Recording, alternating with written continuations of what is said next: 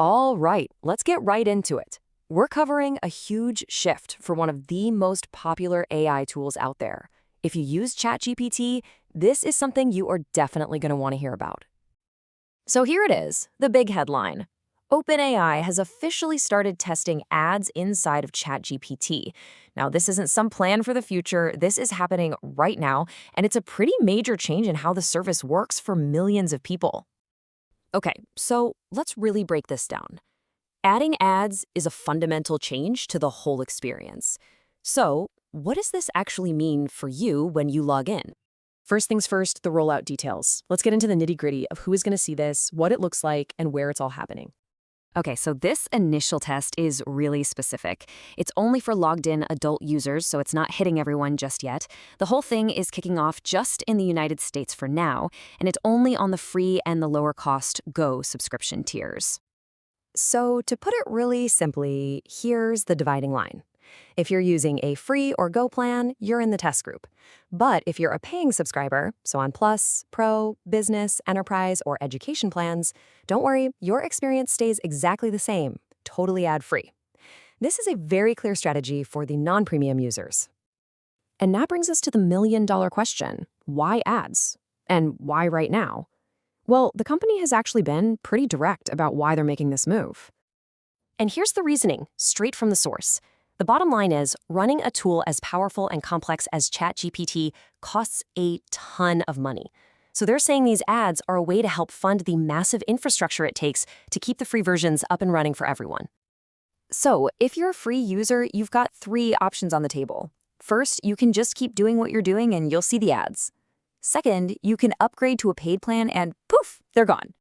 And third, and this is an interesting one, you can choose to opt out of the ads, but there's a trade-off. You'll get a lower daily limit on your messages.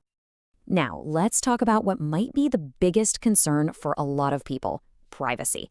I mean, the second you hear ads, you immediately start thinking about your data, right? So how is your information being handled here? This is their number one most important promise. OpenAI is stating loud and clear that your private conversations with ChatGPT will not be shared with advertisers, period. They're making that the foundation of their whole approach.